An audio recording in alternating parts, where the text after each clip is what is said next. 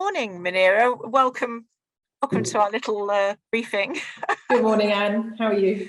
Very well, thanks very much. So just wanted to just have a brief update on matters to do with business, parliament and so forth. So I think perhaps the first area we could touch on, if you can, is on uncertainty that businesses are facing and kind of what you're seeing from your perspective and Parliament response to all of that. Yeah, I think it's a really challenging time for many businesses, given that I know there's workforce shortages in so many sectors, but particularly in the hospitality industry, in the care sector. Clearly, there's a real shortage of HGV drivers as well, which obviously impacts pretty much every sector going.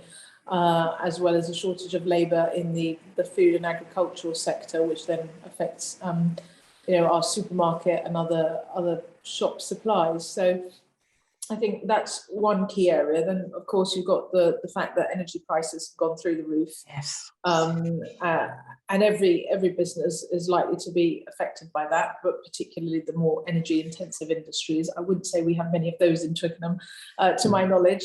Unless you can tell me otherwise, Anne. But Bulb have gone, haven't they? But luckily going into administration. But I am a customer of theirs, so that's yes. Yeah. Well, I guess there's the issue of whether your energy company is still going and they're one of your suppliers, but just generally, clearly businesses need energy to function. Yeah. And that's just another cost over operational cost that's going up month on month at the moment. I think generally consumer confidence has grown and people are out spending money, but clearly cost of living is going up. And as I say, with energy prices going up in particular, people might start to feel a bit more hard pressed and be spending less in the coming months. So clearly that will then have an impact on businesses going forward. So I think there's quite a lot of uncertainty. Clearly, there's a lot of concern around the rate of inflation and the possible impact on interest rates as well. And clearly, if interest rates do suddenly end up going up, then that'll impact on people's ability to spend. So I think there is, you take together inflation, supply chain problems, workforce shortages, increased energy and other cost of living costs, and I think together that does present a lot of uncertainty for many businesses. Yeah, there is definitely in all these areas huge concern and that is being raised to me on a regular basis.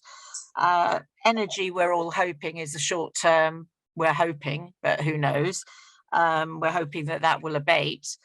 Inflation rates, we're hoping, will come back to 4 or 5% and settle and then come back under control. We're hoping, but the uncertainty is definitely there. The COVID impact as well on businesses is an issue still, with businesses having to self-isolate, their people having to self-isolate. Oh, yeah.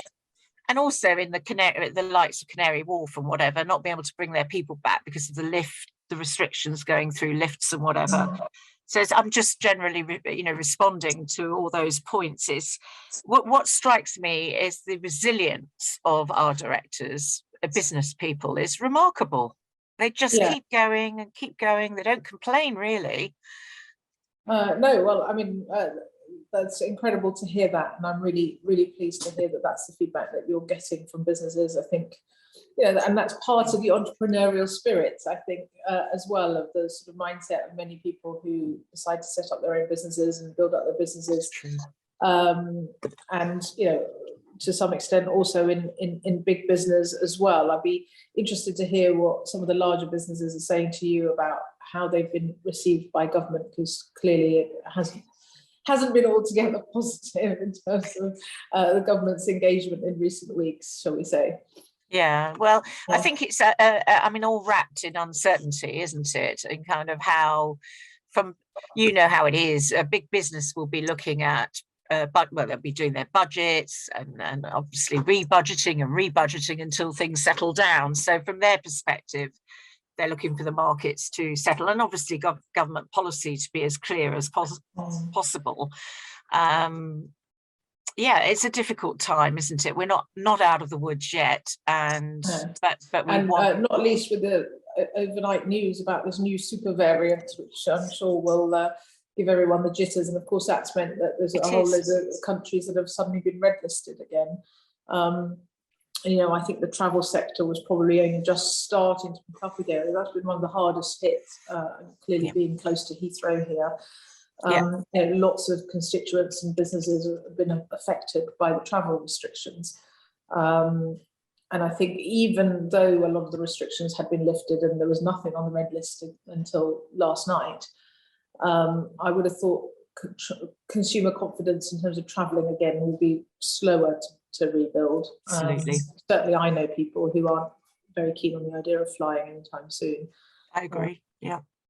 And also going out, I've seen people not confident about going out. When you hear the more concerns coming from the medical community, as well as the business, as well as the government community and areas of business. I mean, there are many businesses that haven't brought all their workforces back to the office, their people back to the office. And you're right, it's all about confidence, and every time a new variant appears or more concerns and more increased infections, it just it does dent confidence, most definitely. Yeah, although the working from home sort of culture and that change, which I think will be pretty much permanent, a much more blended model of how we work, I hope and expect that will really benefit businesses here in Twickenham, because obviously lots of people here are used to commuting to central London 5 days a week, and that's not great for the central London economy in terms of the bars and the sandwich shops and the restaurants and so on. But it does hopefully mean that if people are staying local 2-3 days a week on a long-term basis, and possibly at the moment still 5 days a week, that they might be out spending in their local high streets instead. And they are. We're definitely getting good reports across the borough of the local businesses doing exceptionally well. Yeah. So, and in terms of confidence, I mean, I don't know if you were there, Anne, or if you've seen the pictures, but I was at the Teddington Lights Up event last night, and it was absolutely rammed. I mean, there were points at which you just couldn't even physically move, or it was difficult to move because there were so many people out enjoying themselves. All the businesses had stayed open late. And so I'm hoping it was a big boost for Teddington businesses, but also a boost for confidence, and people just really joyful to be out again after last Christmas was obviously very, very challenging for most people. Yeah, and we have Richmond this week. We had Twickenham on Sunday. We've got East tonight, and we've got Whitman on Sunday as well. Yeah. Brilliant, absolutely brilliant. No, there's definitely more confidence, there's no question, and we're seeing that across the area. In terms of your brief, is it now education? Yes, I switched about a month ago, so right. I'm new to education, but trying to get briefed up and immerse myself in the key issues. And is there anything there that you would like to update us on in respect? Well, I mean, one of the first piece of legislation I've had to work on, which came to the Commons a couple of weeks ago now, is the Skills and Post-16 Education Bill. Right. But obviously, the government has, and this is very welcome, the government has put a big focus on skills. And recognises that, particularly with all the labour shortages we've got, there are big skills gaps in the economies, and we need to focus very much more so on lifelong learning and not just on school and university, and the fact that actually there needs to be alternatives to things like A-levels and university. So sort of in principle, that bigger, wider ambition is one I support, and I've long bemoaned, and I know my predecessor Vince Cable, who was business secretary in the coalition, has long bemoaned the fact that there is a real sort of cultural snobbery in this country towards those who decide to go down a more vocational or technical path rather than academic. So, so I'm pleased about that sort of high level ambition. as always, the devil is in the detail. And so whilst I have no problem, for example, with the introduction of T levels as an alternative to A levels, they are still very, very, very new. They are still in the process of being rolled out, both across the country and in terms of the numbers of T levels available. So I'm quite concerned at the speed with which the government is keen to defund BTECs. And I know BTECs are really key for many young people, particularly from more deprived backgrounds, disproportionately from more minority ethnic backgrounds and those with learning disabilities. And I mean, there are even former Conservative education secretaries who very strongly criticised the speed with which BTECs are potentially being defunded.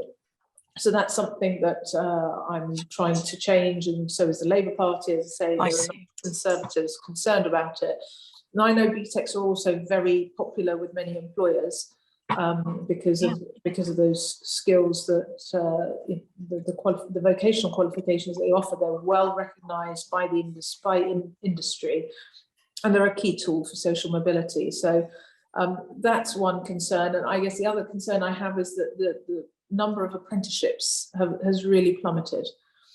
And again, I think apprenticeships are a key lever both for social mobility, but also as an alternative for those young people who perhaps don't want to go to university, and there are some who actually do end up doing an apprenticeship and then decide to go to university after that, which is perfectly reasonable. In fact, last week, via Zoom, I attended the graduation ceremony of a number of apprentices at NPL in Teddington, and they have a fantastic apprenticeship programme. And having worked in science and technology myself before I became an MP, I know from talking to managers in the business that I was working in, that often when they recruited science graduates, they didn't come with the requisite lab skills, for instance. And apprenticeships are a great way of taking bright young people who perhaps don't want to do an academic course and are really keen to get into the world of work and learn on the job.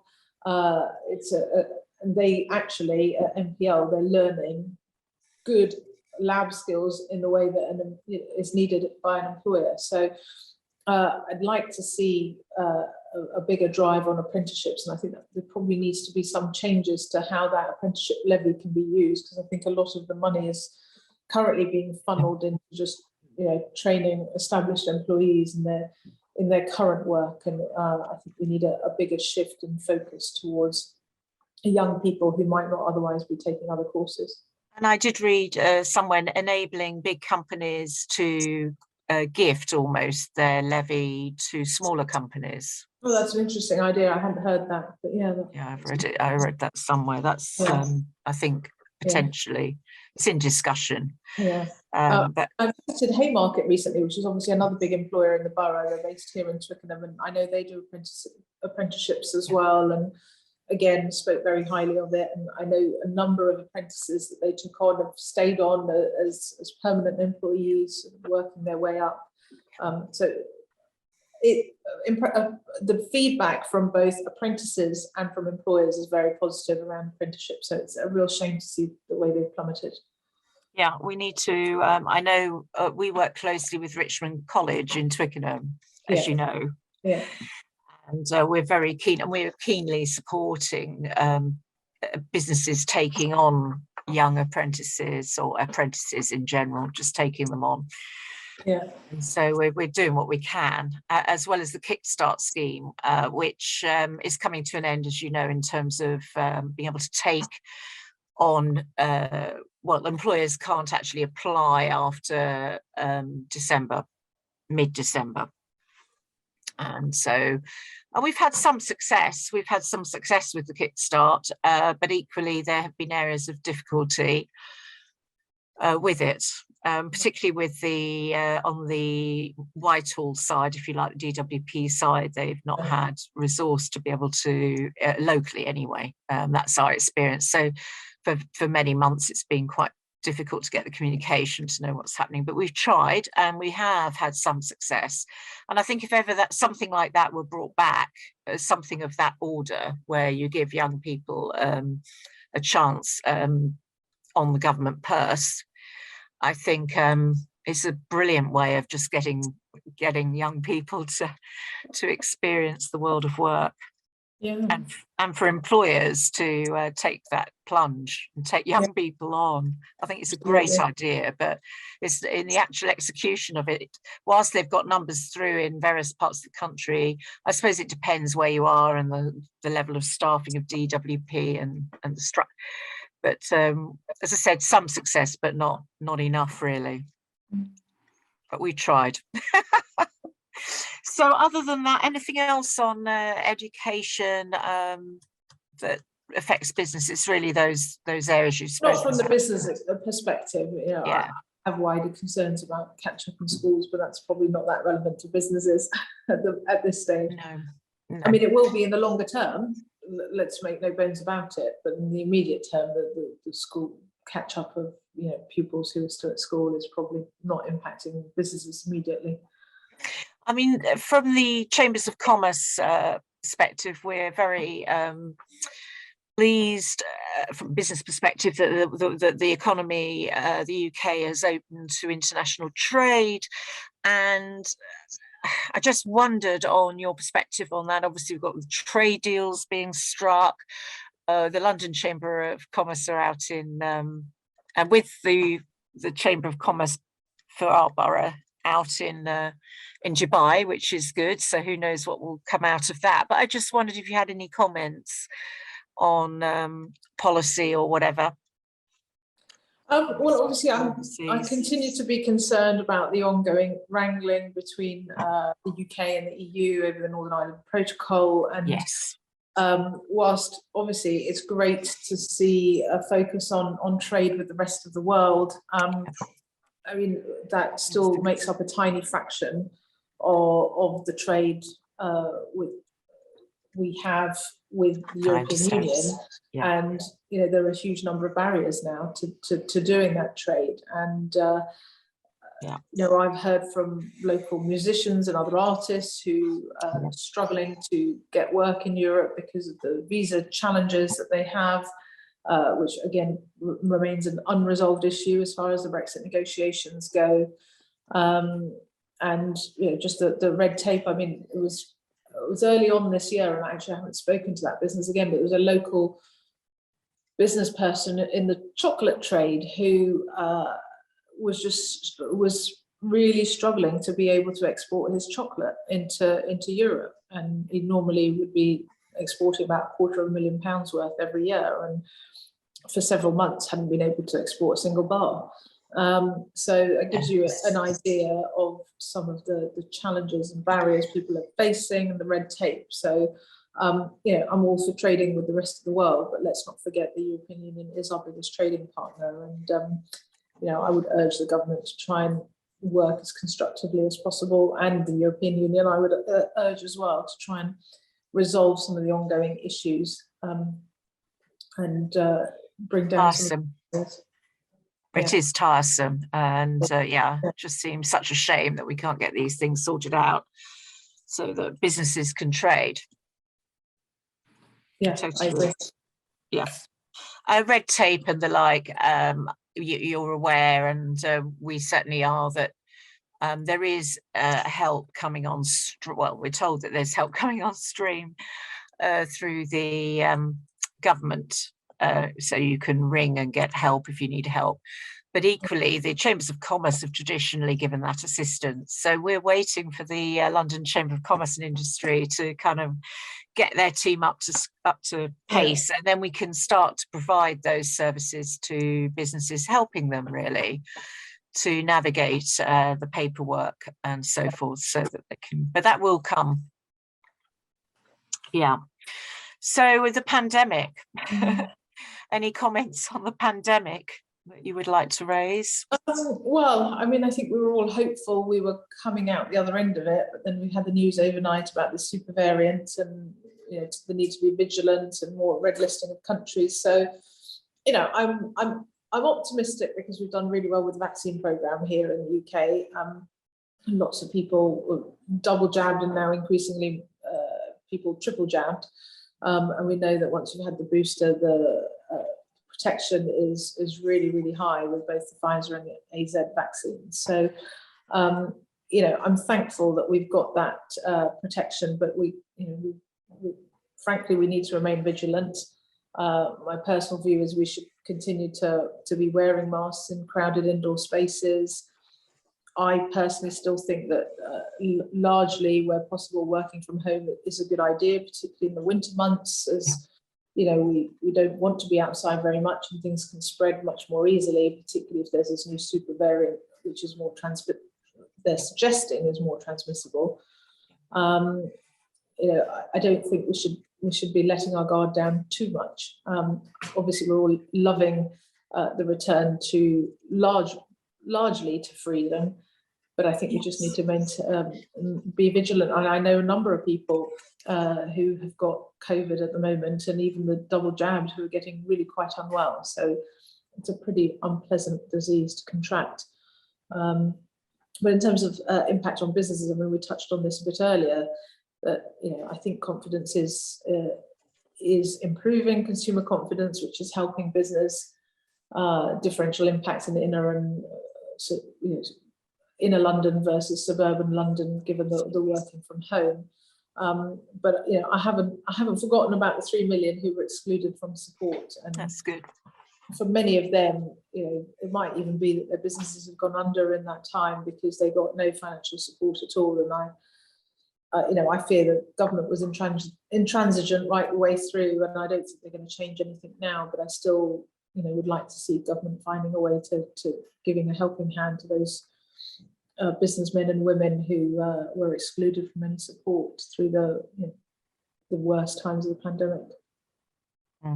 On that point, I was saying to Sarah earlier, the grants, you know, the ARGs, our understanding is that in some parts of London that there is monies still being given out to direct help to businesses. So I need to check our own local authority to see what monies are available, because there are some quite large sums being directed toward businesses. So I think there is assistance still there, but I'm not sure. I mean, it was a bit of a surprise. So I need to just check on that. So it's something to be mindful of, that there is monies around.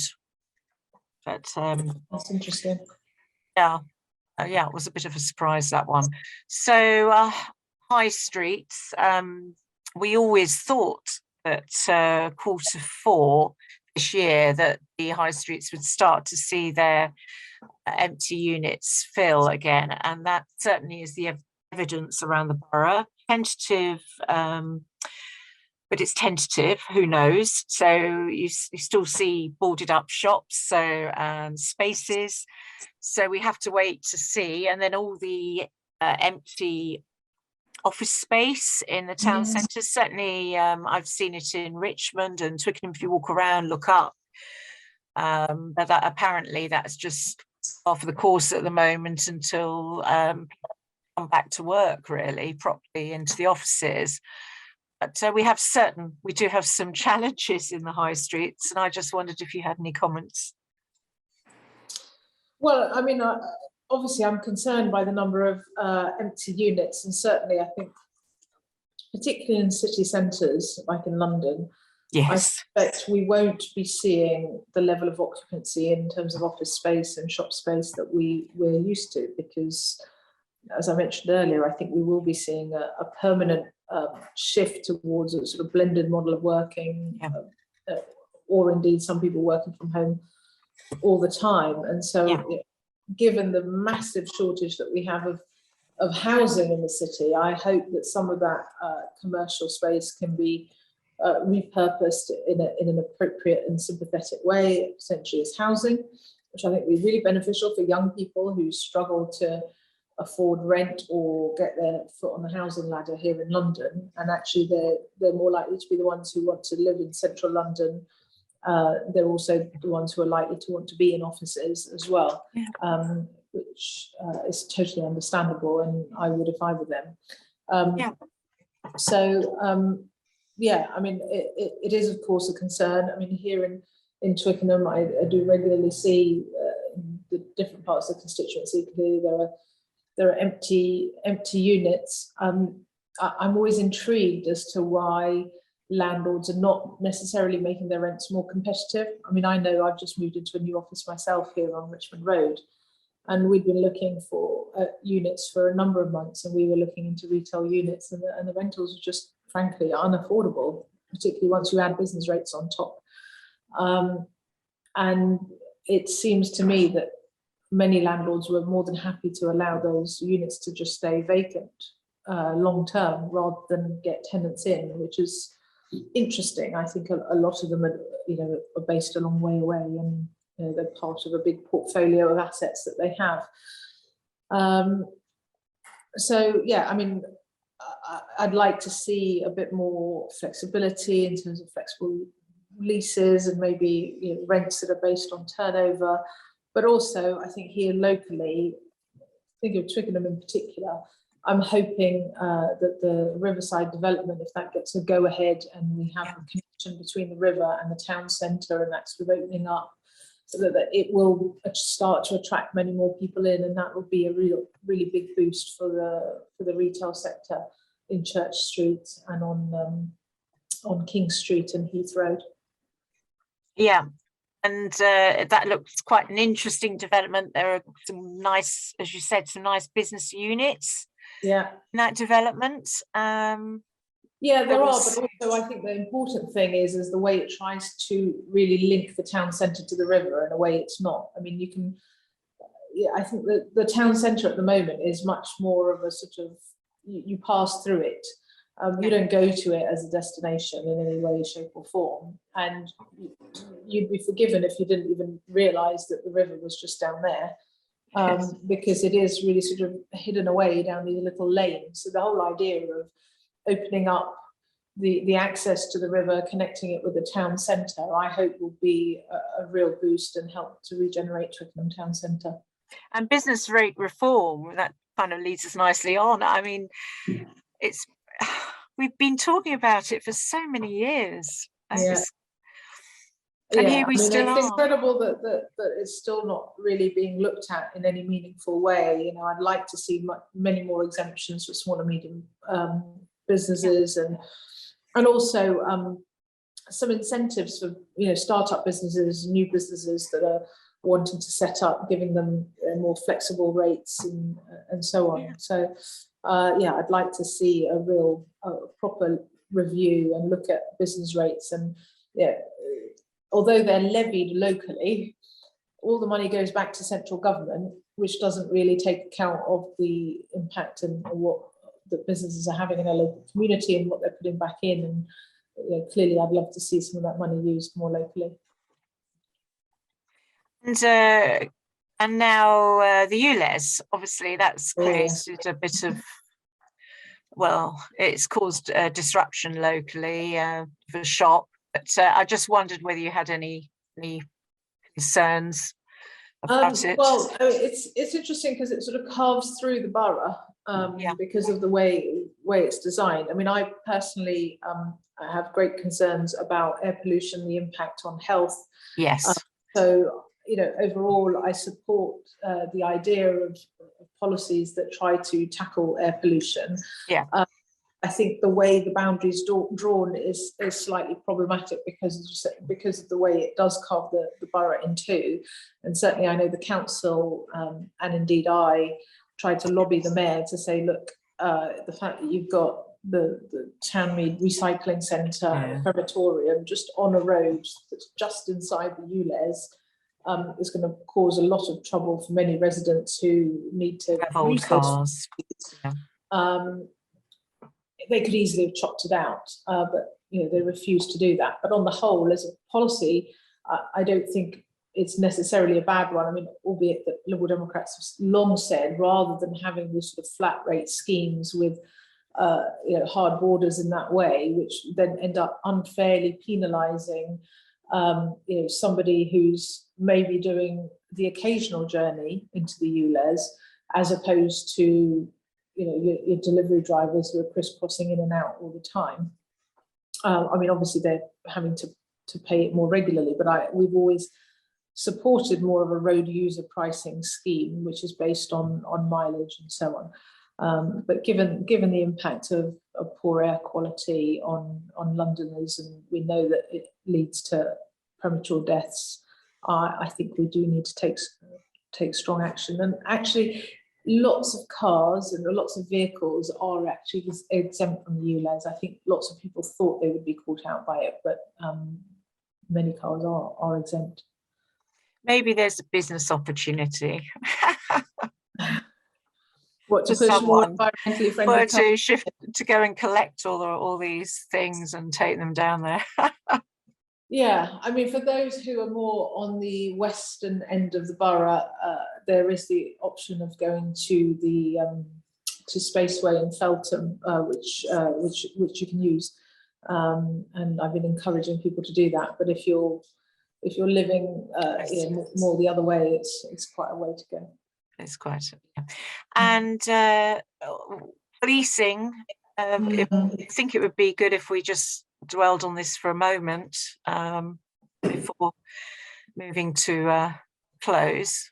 That would be good. So yeah. Well, I mean, we had a really tragic incident here, as you'll be aware. It was about 6 weeks ago. Awful.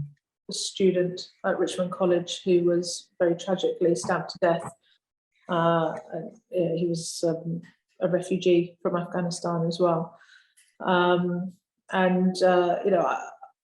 I've long been campaigning, even before that awful incident, because we still have a reasonable amount of antisocial behaviour. There have been a couple of other violent incidents, one in Richmond Park. There was a non-fatal stabbing in Teddington earlier this year.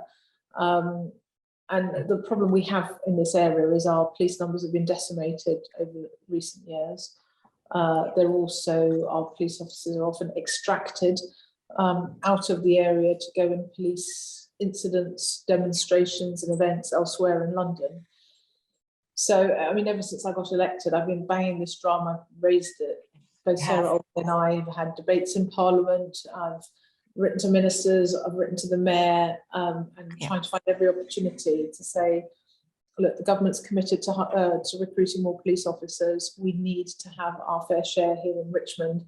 Yes, we're very, very fortunate. It is largely a pretty safe borough. It's one of the safest boroughs in London. Yeah. And incidents such as the fatal stabbing in Twickenham are thankfully very, very rare. But people need to and have a right to feel safe day to day. And we know that visible community policing and that community policing is key. I was out on patrol yesterday, actually, with one of our local police teams. That's impressive. The thing about the importance of community policing is that they build links. If you've got a team, some of these guys on this team had served in the same part of the borough for several years, so they know who the key people are. They get to know some of the young people who may be likely to be involved in antisocial behaviour, partly because they're bored and they've got nothing else to do. And it's through building those relationships, trust-based relationships, that keeps people out of trouble, but it also leads to police building intelligence from the community to be able to target the people who are likely to be carrying knives or drugs and so on. And so it's really, really important that we do get our fair share of the uplift in policing as and when those officers are recruited, because good community policing prevents crime and saves lives. Absolutely. And from what I hear, the college the police, the college, local government and so forth are kind of on top of that situation that occurred. Obviously, it's going to trial. We can't say very much, but it sounds to me anyway, from what I've heard, that it's things are under control. The police have done safe. A fantastic job, both in terms of community engagement, but also their investigation team who managed to track down the alleged perpetrator very, very quickly. Clearly, there's a process to be gone through, so we can't talk much about it, but I was involved in a public meeting organised by the local council with the college and the police at the college for local residents to talk about concerns and address those. And the number one message from the police was, please keep talking to us. And this comes back to my point about community policing, is there were people bringing up issues and low level as well as higher level antisocial behaviour in the area, but some of which was not even on the police's radar. And that's where it comes back to manpower and intelligence sharing in the community. People need to be eyes and ears as well in their own areas and be sharing that information, and that's going to be key. And the college is also doing some really good proactive things going forward to build relationships with the local community.